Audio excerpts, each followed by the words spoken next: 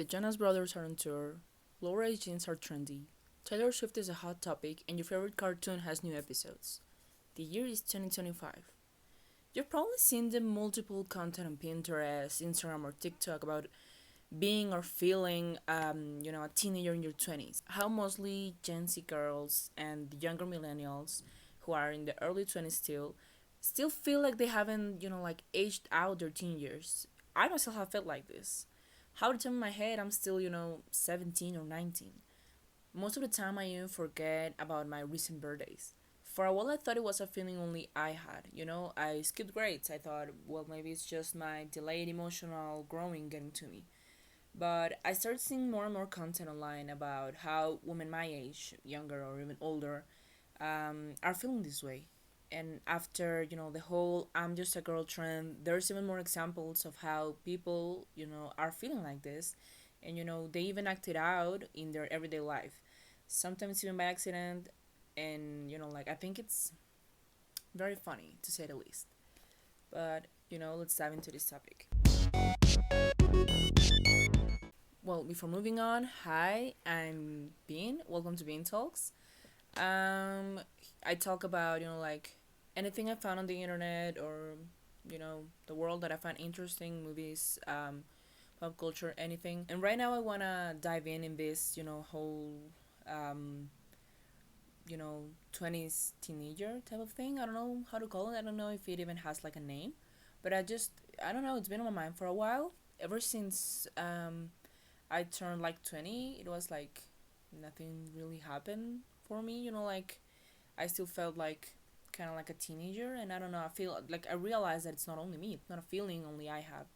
It's something we all, at least a lot of us, have been experimenting, but I want to dive into it. But anyways, again, welcome to Bean Talks. And yeah, being a teenage girl in your 20s. Why does this happen? I think the most obvious answer for this is the media. It's impossible to not feel like a child or teenager when things we liked years ago are alive again. The Jonas Brothers, Big Time Rush, Adventure Time, Taylor Swift, obviously. Old fashioned we use now that, Tumblr, soft grunge, and, Y2K are returning. Hell, there's even an account of people uploading Tumblr era nostalgia on Instagram.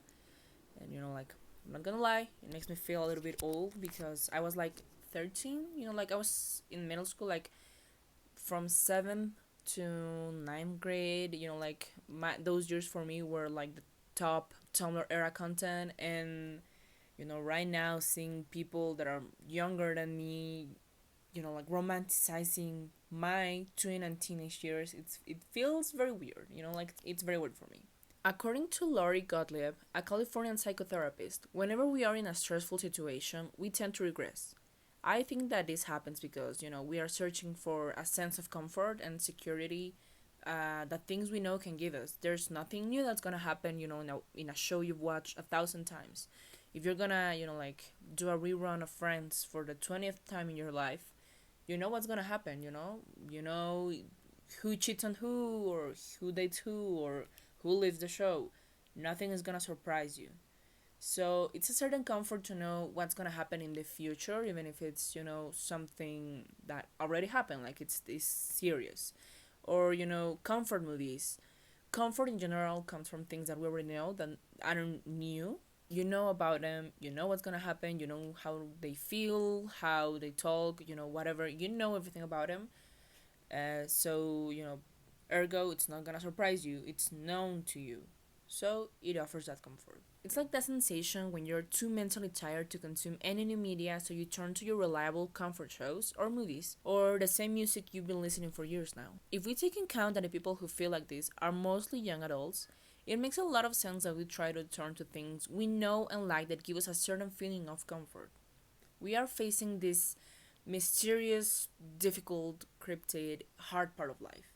Everything feels new and hard because, as the greatest poet of our time once said, you're on your own, kid. There's also another good and easy reason. According to Dr. Frances Jensen, chair of the neurology department at the University of Pennsylvania's Perelman School of Medicine and author of The Teenage Brain, says most of the behaviors we associate with teenagers, like video games, marathons, and junk food feasts, relate to impulsivity and a desire for immediate for immediate gratification.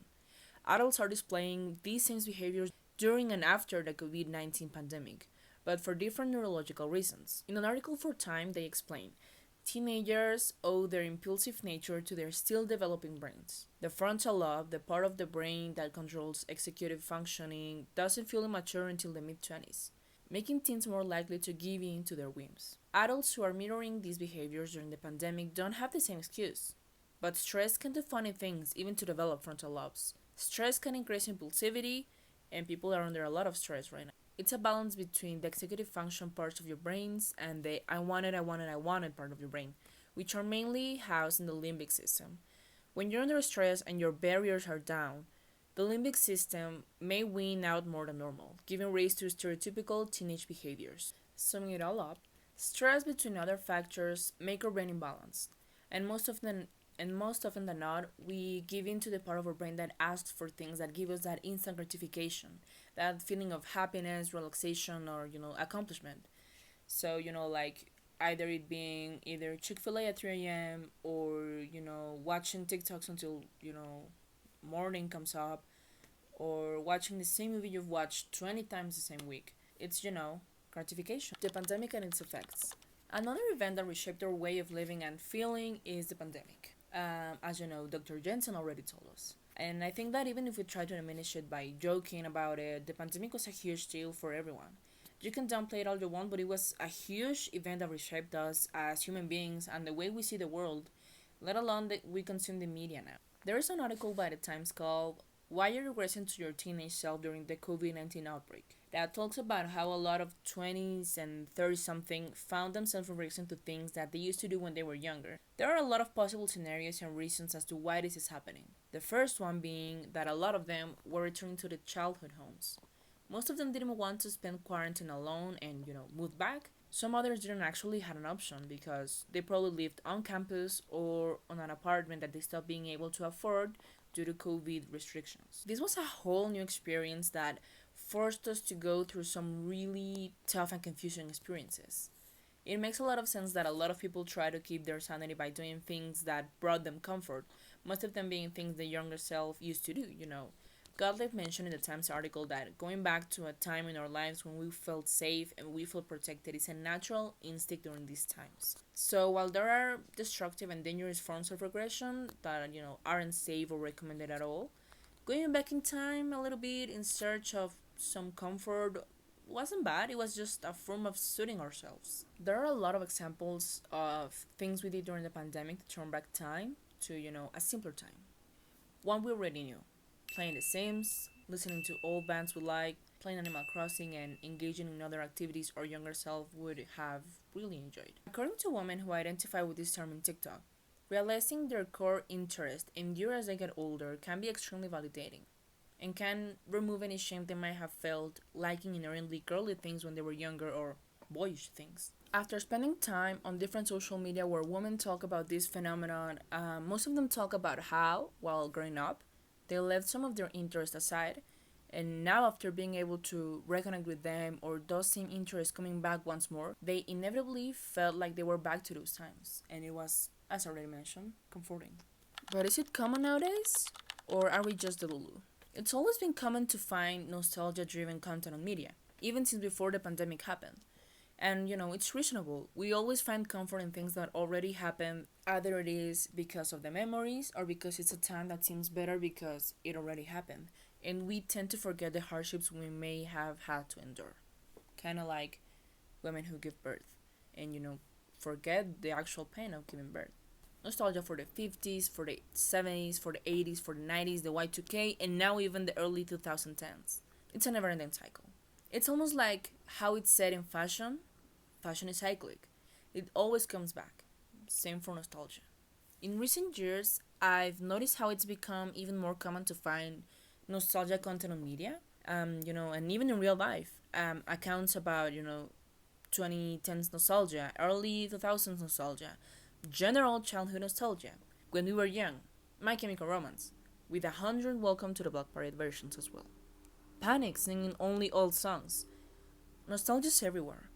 Partly because we ask for it and consume it. Partly because it makes it economically convenient. mainly because it's always been there. Now, we can't ignore capitalism and society. Society keeps bringing us back to the good old days. Capitalism goes right back at it as well. They both make a team where they try to sell us our own memories back in a new, shiny package. Kind of like, hey, remember how happy and carefree you used to be back in the early 2000s when you were still a child or a teenager? Maybe if you buy enough of these old hair accessories that you used to wear back then, you can capture the same feeling again, just in this shiny new thing. Of course, we fall right back into it when we see it. Who doesn't want to feel, at least for a moment, like they're back in third grade with their ladybug hairpins or Y2K like shirts and jeans? What does this mean? It's normal for us to feel like we're recessing to our teenage self. At the end of the day, most of the time, that was a time when we were able to discover or rediscover ourselves and our likes and dislikes. What makes us us? What brings me to my next topic, validation for your likings. During our tween and teen years, we start the road to discover ourselves. Yes, it's something that we deal with for all of our lives. It's never too late to discover yourself after all. But during these years, it's our first real encounter with ourselves. And when we grow up, it's very common that we start leaving those things we like behind because suddenly they feel childish, or someone our age shouldn't like or wear or do X thing, among many other reasons that we find. It's kind of validating to grow up and realize your teenage self was onto something. Just suddenly listening to One Direction songs again, you play Pokemon, you start watching that same show you used to watch religiously at 15, or, anime maybe, and think, why the hell would I ever leave this? It's like an old version of you hands you something you used to love, and you get this feeling of, like, yeah, this is me. It's validating, it's sweet, and it's clear we're gonna look for that during these very challenging and weird times. And I'm not only talking about, like how challenging early 20s are, but these specific times we're living in, doesn't matter if you live in the States, if you live in UK, if you live in Mexico, I don't care where you live, everything feels uncertain and dangerous at the same time. It's no wonder we return to what we feel makes us us at the core. Again, something that brings us at the same time validation and comfort of something we already know. My final thoughts on this are very confusing, I might say. I'm happy to see that it's not me that, like, should get help. I mean, maybe I should, but the thing is that it's something we are all feeling generationally. Clearly, ever since the pandemic, from what I've been looking. But yeah, this is very validating about my emotions, about my experiences. I realize it's not only me. I mean, clearly, I've never had an original experience, but in this case, I'm very happy it wasn't an original, unique experience. I'm very happy to be validated. Um, I also wanted to do this to, like, let you guys know if you're looking at this and you feel like you resonate with something I said. You can know that it's normal, that you're not broken, you're not and whatever you may think, it's normal. We're all dealing with this.